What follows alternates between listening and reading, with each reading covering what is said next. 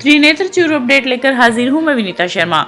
जिला निर्वाचन अधिकारी सिद्धार्थ सिन्हा के निर्देशानुसार आज सुजानगढ़ एडीएम भागीरथ साख ने विधानसभा आम चुनाव 2023 के दृष्टिगत सुजानगढ़ पंचायत समिति सभागार में आयोजित बैठक में चुनाव प्रकोष्ठ प्रभारियों को निर्देश दिए।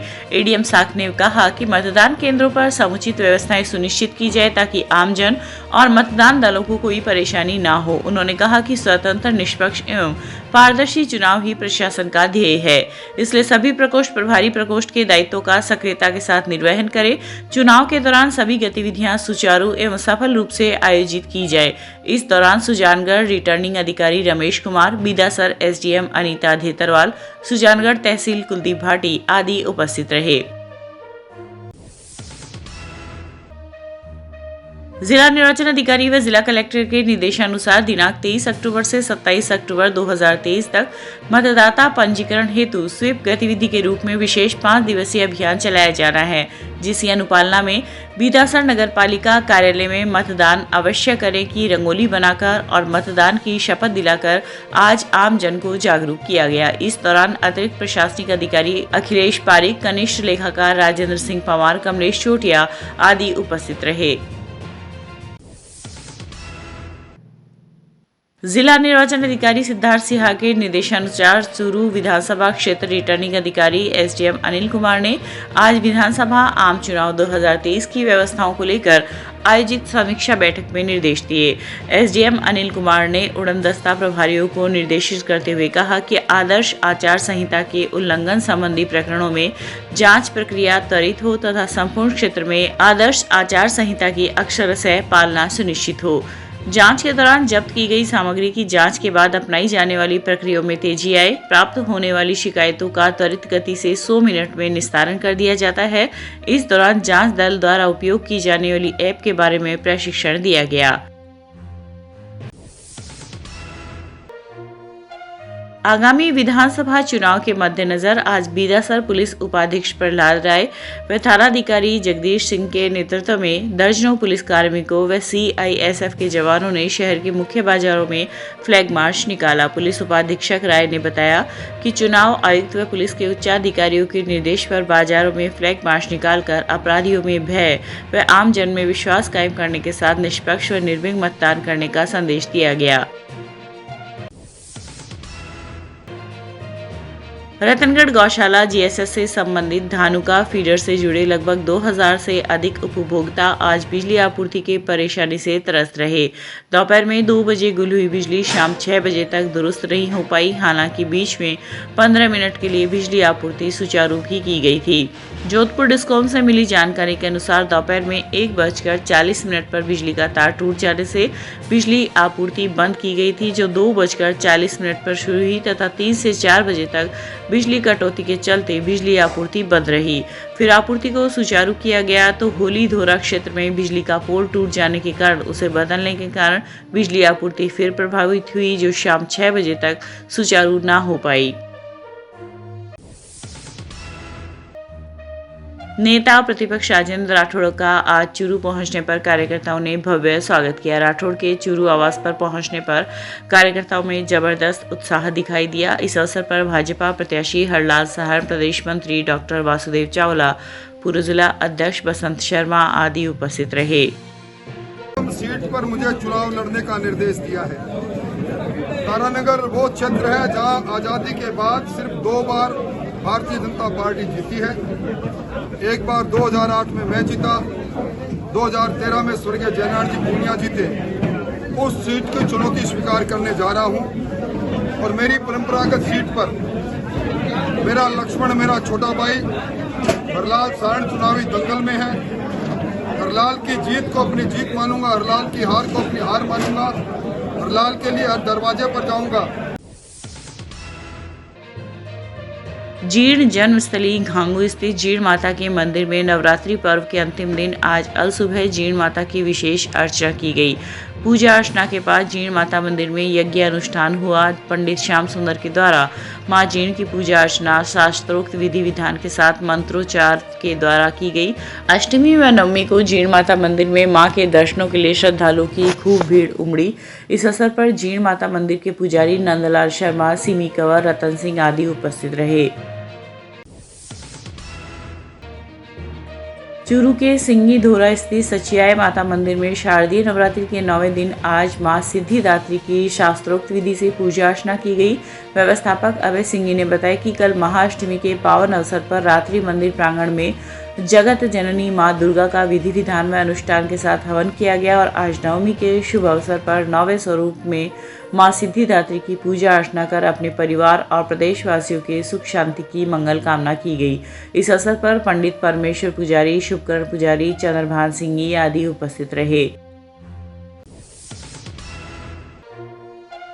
चूरू के गायत्री शक्तिपीठ में शांति कुंज हरिद्वार के तत्वाधान में गायत्री परिवार द्वारा आयोजित 9 दिवसीय साधना का एवं अनुष्ठान की पूर्णाहुति आज गायत्री महायज्ञ के द्वारा की गई। कार्यक्रम का संचालन राम सिंह राठौड़, वरिष्ठ प्रतिनिधि शांति कुंज हरिद्वार कमलेश कंवर व पंडित रामलाल शर्मा ने किया। यज्ञ में गायत्री मंत्र, महामृत्युंजय मंत्र, सूर्य मंत्र, अनिष्ट निवारण मंत्र आदि मंत्र की आहुतियां दी गई। इसके बाद कन्या भोज करवाया गया तथा प्रसाद वितरित किया गया। इस अवसर पर पृथ्वीराज सैनी, डीके सैनी, सत्यनारायण कानोड़िया आदि उपस्थित रहे। ये अपने गायत्री शक्ति चूरू में 40 साल से सामूहिक नवरात्रि होती है। चैत्र की नवरात्रि और अष्टमी नवरात्रि, ये दो नवरात्रि में सारे साधक लोग हैं, कार्यकर्ता यहाँ आ जाते हैं और सबका सामूहिक संकल्प होता है। पूरे राष्ट्र निर्माण के लिए, व्यक्ति निर्माण के लिए, परिवार निर्माण के लिए हम गायत्री महामंत्र, महामृत्युंजय और शिव गायत्री के आहुतियाँ लगाते हैं और लगा करके देश के लिए, संस्कृति के लिए, मानवता की रक्षा के लिए इस समय बहुत बड़ा संकट है दुनिया में। तो गायत्री परिवार की ये जो गायत्री शक्तिपीठ चूरू है, ऐसे ही पूरे देश में 6000 शक्तिपीठ है। चूरू जिले के हर जिले में कहीं 5, कहीं 10 और आज की तारीख में इन 9 दिनों में समापन हुआ है। आज तो उसका साधना का तो समापन में पूर्णाहुति हुई है। उसमें कई प्रकार की आहुतियाँ लगाई गई हैं, पर्यावरण निवारण के लिए और सबके जितनी बीमारियां हैं उनके निवारण के लिए और सबके सुख शांति के लिए, राष्ट्र के लिए, घर के लिए, परिवार के लिए सुख शांति के लिए सबको संकल्प दिया गया है। बुराई के रूप में आज पूर्णाहुति पर, नवरात्रि के समापन पर एक ही बुराई सब छोड़ो। दहेज है, हमारे समाज की कुरीतियाँ हैं, वो गायत्री परिवार का मूल विषय है। पंडित श्री राम शर्मा आचार्य जो इसके संस्थापक थे, गायत्री के महान पुरुष थे, उनका आज दुनिया सब जानती है। उनका एक नियम था कि बेटा भगवान की बुराई छोड़ो, कुरीतियाँ छोड़ो, नशा छोड़ो। गायत्री परिवार के माध्यम से हजारों लाखों के नशे छुड़ाए। इस बार गायत्री शक्तिपीठ को कलेक्टर साहब ने नशा उन्मूलन का इनाम दिया है। और ऐसे ही ब्याह शादियों में टीका, दहेज, लड़कियों के साथ में अत्याचार हो रहा है, महिलाओं पर अत्याचार हो रहा है। तो हम लोगों को संकल्प लेते हैं कि आप भी सच्चे मानव बन के जियो, देवता बन के जियो। ये भारत में जन्म लेना मामूली बात नहीं है। हिमालय की गोद में, गंगा की गोद में हमारा जन्म हुआ है। ऐसे वैचारिक क्रांति से हम बुलाते हैं। आज कन्या भोज भी किया है, हमारी कन्याओं को भोजन कराया गया है और हमारे सारे साधक साथ में बैठ करके महाप्रसाद लिया सबने और लेकर के यहाँ से ये संकल्प लेके गए हैं कि हम देश के लिए, समाज के लिए कुछ करेंगे। और घर घर में इसकी जागृति हो, घर घर में पेड़ लगाने का संकल्प दिया। सब लोग पेड़ लगाएं, एक आदमी अगर एक पेड़ लगाए तो विचार करिए कि हर साल हर हिंदू जब जलता है तो एक पेड़ लग जाता है, तो कम से कम एक पेड़ तो लगा के जाओ। ऐसे संकल्प दे करके इसका समापन किया गया है।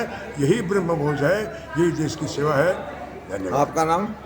मेरे को राम सिंह राठौड़ कहते हैं, वानप्रस्थी हूँ और मैं हरिद्वार शांतिकुंज में रहता हूँ, जहाँ से इसका हेड कार्यालय है। पूरे देश में एज ए प्रचारक हूँ गायत्री का, भारतीय संस्कृति का, गौ माता का। चूरू के खेड़ापति हनुमान मंदिर में दुर्गा पूजा महोत्सव के अंतिम दिन माता की पूजा अर्चना कर सवाई सागर बगीचे में मूर्ति का विसर्जन किया गया। विसर्जन यात्रा नई सड़क, सुभाष चौक, पुरानी सब्जी मंडी होते हुए सवाई सागर बगीचे पहुंची। इस अवसर पर संयोजक राजेश सैनी, किशन किरोड़ीवाल, स्वदेश इंदौरिया आदि उपस्थित रहे।